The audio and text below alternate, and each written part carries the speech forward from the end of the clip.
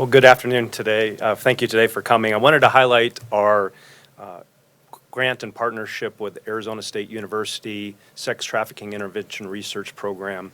With me today, I have Dr. Dominique Rowe-Sipowicz. I have Captain Brandon Smith from our Custody Bureau, Lieutenant Lourdes Bandia from our Custody Bureau, and Lieutenant Chris Hecheverria from our Enforcement Bureau. I wanted to start off with this grant from Arizona DEMA. We wound up under House Bill 2862, granted funding for human trafficking, and more specifically what we're working on is sex trafficking and human trafficking in this partnership. So $495,000 grant that we utilize in partnership. It's the first of its kind between law enforcement and an educational program to be able to look at our inmate population and start to impact that with educational resources, detection, and investigation. The other is to enhance our enforcement efforts within the Maricopa County Sheriff's Office to work in partnership with local agencies for our investigation of human and sex trafficking, which is obviously impacting our community. So the infrastructure and resources that we've developed with this program involves training, which is a key component, number one, for detection between our staff members in our detention facilities, as well as our investigators out in the field and our deputies that may come across this type of nefarious act. Again, an industry-leading training as well that we provide. You will see a lot of this is being delivered throughout the nation in benefit to ASU as well as to our staff. Our custody staff travels around to different areas within the nation to deliver this training to detention officers and correctional officers. Actually, next week, this will be delivered in our JailCon conference that's actually provided by NIJO, which is the National Institute of Jail Operations. And so we'll be able to deliver that to these individuals to help with the detection and obviously help with victims in getting them the resources that they need. Our Enforcement Bureau and our investigative bureaus have benefited from this to help, again, with training and detection and investigation to be able to move forward, and also provide victims resources to be able to conduct and connect our victims to vital resources to get them on the path and hopefully keep them out of this vicious cycle that they get into, especially when it comes to sex trafficking. We have one dedicated heat investigator, and basically they work with partner agencies on a task force in the East Valley to be able to respond to these type of crimes, to detect these type of crimes, and investigate that to bring these criminal enterprises to justice. This allows us to not only work within our jail system, as we'll see and will be highlighted by our staff members, where we have victims that enter our jail system. We need to be able to help provide them resources. Number one, if there's a crime that's been committed, to be able to make sure we start following up on that, whether it's within our own agency or outside agencies, but connect them with the resources that are needed to get them on the path to help them heal and break this cycle for them. It also provided us investigative space for our detectives working out in the East Valley. Many of you know in the West Valley, we actually have an advocacy center that works a lot of the human trafficking and sex crimes that happen in the East Valley or the West Valley. The East Valley, this provided us some facility our detectives be able to work out of, but also give us a place where we can interview our victims. And then from the Custody Bureau, it provides us training to detect crimes that have occurred. We have a robust tablet program, as many of you know, for our inmate population. Hopefully we are able to identify areas where somebody may be a victim. There may be some language and certain keywords that they can see in some of the investigation that they look at, but also to connect our victims with resources that are much needed. And then lastly, we have the trafficking hotline that I'd like to highlight too. This also gives us a direct line to be able to take those victims, contact the hotline, work with some of those resources to be able to get them, again, the resources that they need. We'll be able to provide prevention and educational programs. So at this time, I'd like to turn this over to Dr. Dominique Rowe-Sipowicz, and she'll talk a lot about the intervention and the resources that we've utilized from ASU. Thank you. Hi there. I'd like to tell you a little bit about our research office. So I know a slide is coming up. So my name is Dominique Rosepowitz. I'm a full professor at ASU. We have been open at ASU since 2012, our research office, focusing on both sex and labor trafficking. Since that time, so during those 12 years, we've partnered with lots of different community organizations. We have 12 staff and 5 students that are part of our community. We include a lot of different people in our staff. We have law enforcement on our staff. We have criminologists and social workers and people from different disciplines to bring us together and allow us to be creative and innovative in our work. We aim to innovate and be creative and thoughtful as we approach problems like sex trafficking and labor trafficking. So sex trafficking has existed in our world since the beginning of time. People have bought and sold people for sex, and we know that to be true. And all of the things that we've been trying to do all these years haven't always made a great big impact. So we're looking at our environment, we're looking at our community, and looking for where we can find victims of crime to be able to help them. There are 3 types of victims that we work with the sheriff's office on. Those victims that are behind bars who are highly likely to be trafficked, very vulnerable, really have lots of needs, are considered indigent. We're looking for people who have been trafficked and need support service and can connect to our services. And we're looking for traffickers who are using some of the systems within jails and prisons to traffic people. And so if we teach people to look for that and to detect that, we're doing really well. So our school is within the School of Social Work and within the Watts College of Public Service. And we have 3 kind of major areas that we focus on. And these are always in partnership with our community partners. So we've trained about 20,000 people in our community in the last 12 years. If you go to the next one. We do research and data-driven. It's called data-driven policing or data-driven decision-making, trying to use research to understand. And that's why with the tablet and the work that we're doing with MCSO, which you're going to hear about, we've done such a great job of collecting that information and making decisions. We have community engagement from ASU. ASU is a unique partner in the community. We not only do research and partnerships, but we actually do practice. So I'm the clinical director of Phoenix Starfish Place, which is a housing program for sex-trafficked women and their children. My partner in that is the city of Phoenix. So it's giving a solution to people as they come out of your jails to have a place to live with their children. We also, in February 1st of 2023, opened the first state human trafficking hotline with the Department of Public Safety, another great partner of ours. So any victim anywhere in Arizona can call us, and we will help them find any type of resources they need, whether it's getting back to the state they're from, finding housing, finding resources, and getting emotional support from us. We also do a drop-in center on 27th Avenue in our biggest prostitution track in the community, and we engage with our MCSO partners who come along with some of those outreaches and make sure that those clients are contacted if they are arrested at some point, that we can reach out back into the jail. And this incredible project I'm incredibly proud of is full of that innovation that ASU is so well known for, that it is the first in the nation where a jail is working with a university and we're addressing human trafficking as it is behind bars. I do want to emphasize that human trafficking happens every single day in every city in the United States. We are the 5th largest city. This is the 4th largest sheriff's office. Very important that we're paying attention to a problem that's happening in our community. And I feel like we've done a very good job partnering and finding people with strengths to address this problem. I'm going to pass it off to my partners.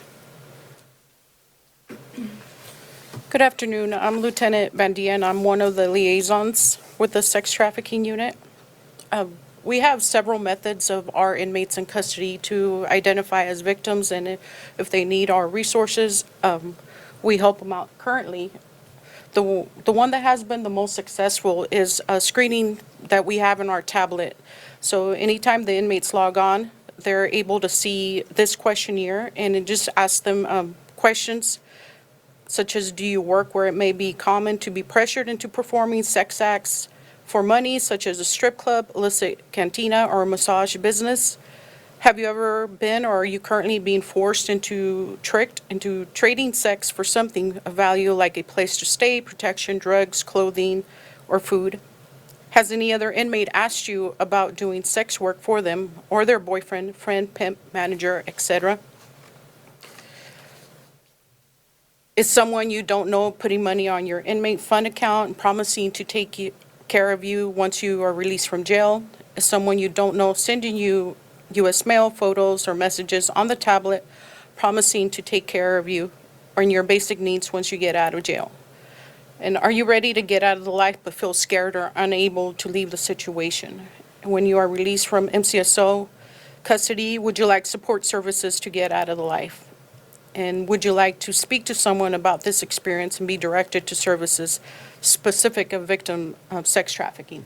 So once the inmates fill the tablet out, it goes to our unit, and we read them, and then we go and see the inmate and see how we can be of services to them.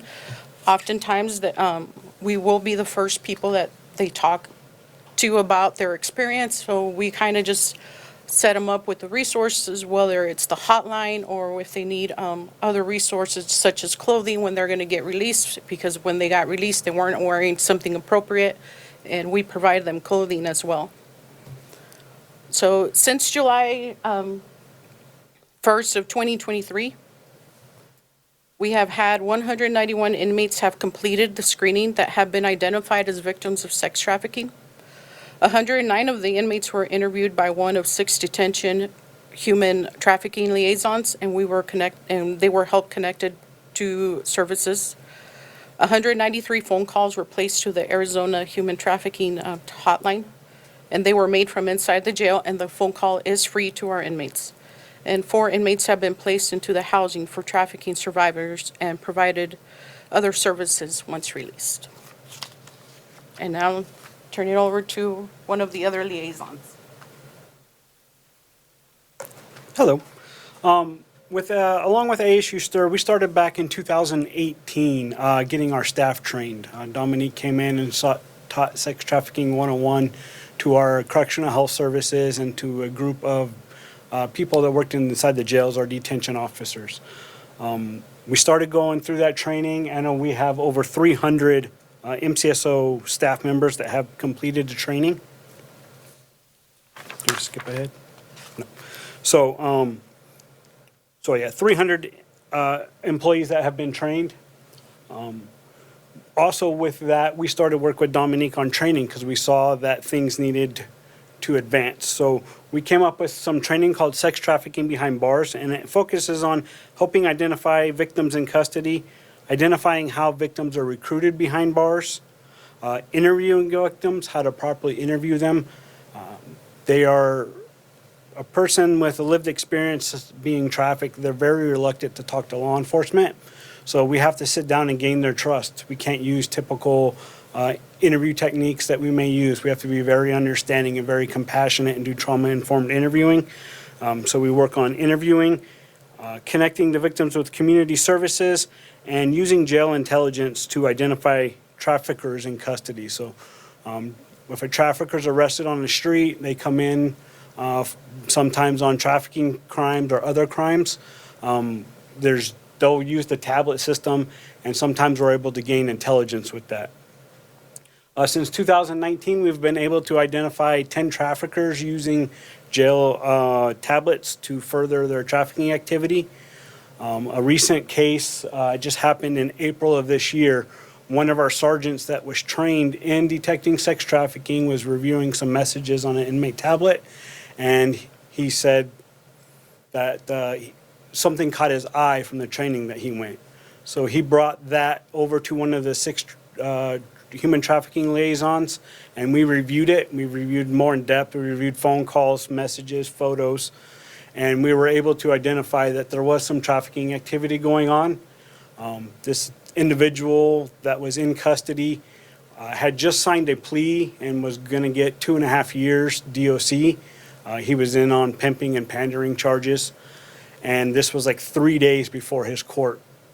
So we were able to get in touch with the law enforcement agency that had made the arrest and advise them of the activity on the tablet, and they were able to get that information, do a public records request, get the information, and give it to the courts.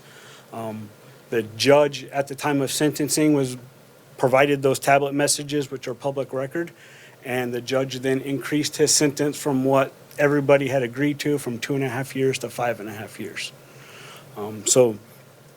This was able to keep somebody that was dangerous off the streets. He even said in his tablet messages how sorry he was and how he's a changed man, and he wrote it to one of his victims that this is what he was going to tell the judge. And he went up there and told the judge that, and the judge replied with, well, I understand that, but right after you sent this, here's all your messages directing the girls to go work the streets, where to work, and how much. So we were able to keep this guy off the streets for 3 years longer because of one of our aware staff members. Sex trafficking behind bars has been taught at the Arizona State Bar Convention in June of '23. It was taught at the American Correctional Officers Association of Congress in Philadelphia in August of '23. With this one, we had a victim in custody. She had testified against her trafficker. She was in on some other charges. But she filled out the tablet form and identified.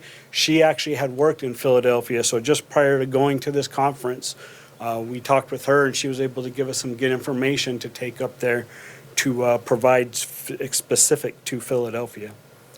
I was taught last October at the Arizona Human Trafficking Summit, and it's going to be taught again this September at the same Arizona Human Trafficking Summit. Just in April, it was taught at the RIS, Western Regional Human Trafficking Summit.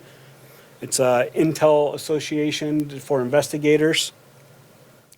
And then, as the sheriff pointed out, next week it's going to be taught at the National Institute of Jail Operations, JailCon.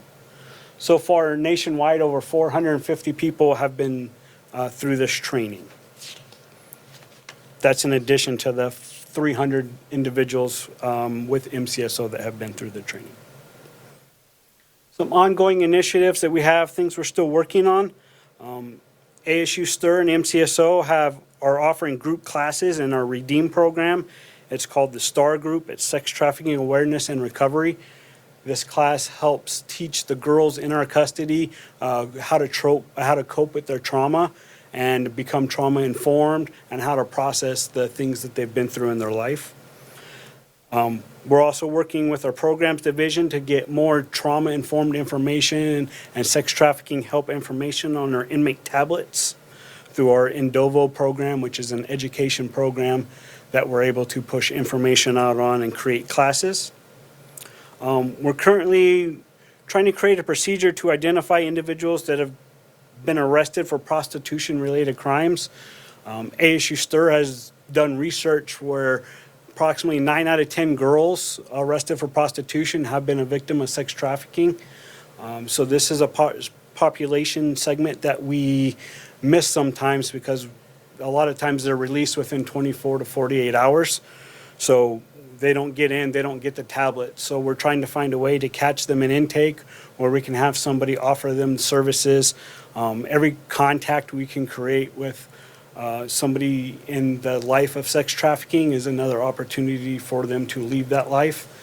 And several of the individuals we work with that have lived experience tell us it's just different. You got to keep offering it over and over and over, and one day they're going to accept. It might just be a word you say, it might be something, it might just be that day. So we're looking for every opportunity we can to create a connection to offer them services to help get out of the life. And we're also working with ASU STIR as part of the DEMA grant to develop a video training that we're able to put on our training platform to send out to all staff. And we can also send that out to all other law enforcement agencies to help with their staff as well.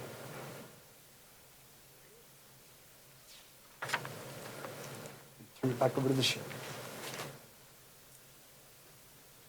Well, as everybody's aware, human trafficking, sex trafficking continue to plague our community. And certainly the Maricopa County Sheriff's Office, we're very grateful for the Arizona DEMA grant, for the state for providing that, to form the great partnership that we have with ASU and their research and educational programs. This has given us an opportunity to be proactive, to not only educate and train our own staff, both in the jail system and out in the field to investigate these type of crimes, but also identify those victims. The biggest thing to take away from here is the progress that's been made in identifying those victims, but also connecting them with the services to help break this cycle and get them out of this type of life. This is something that, again, continues to plague, and the more we can help our community, the more we can help identify and get this eradicated, the better off we are. And to be able to help our partner agencies out there, correction agencies throughout the nation, detention facilities, sheriff's offices, and other municipalities and state government. We're happy to be able to be in those shoes to help fulfill that, because we have to all work together to make sure we're stepping in to take a difference on this. So with that, we'll ask if there's any questions out there and take questions. Putting you to sleep, huh? All right, well, thank you. Oh, sorry about that, sir. Yeah, I know it's might seem obvious to a lot of people, but can you just reiterate the link between being in a jail and the increased likelihood of being a victim of human trafficking? Where that link comes from? Yeah, I don't know necessarily, well, unfortunately, a lot of times sex trafficking involves prostitution, and what happens is they get hemmed up for that. What we want to do is identify, is this somebody that's been lured in to do sex trafficking? Obviously, prostitution still exists in other areas. We're looking for those criminal organizations to help disrupt, but then provide those services to the victim to be able to help get them out of that cycle. I don't know that it's less likely, more likely, but if they're out there doing sexual acts or committing crimes for survival a lot of times, not that they want to be in this, but this is unfortunately, they get in the lifestyle. So what we want to do is help catch that to get them out of that cycle and help break that cycle and get them rehabilitated to the services so they can have a normal life, a normal family.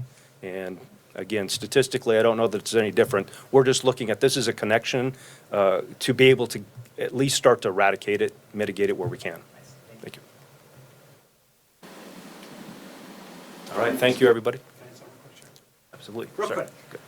I also just wanted to add something. A lot of those 191 girls that have filled out the form, a good majority of them aren't even in for prostitution-related charges. They're in for drug charges and other charges that normally we wouldn't flag or we wouldn't catch unless we had that tablet program where they see those screening forms. And a lot of them even say, I didn't even realize it until I saw this screening form. Because those questions are all written by somebody that had been in the life and lived experience. That's why sometimes you see boyfriend pin, friend pin manager, because they said, these are the keywords that might have caught my attention.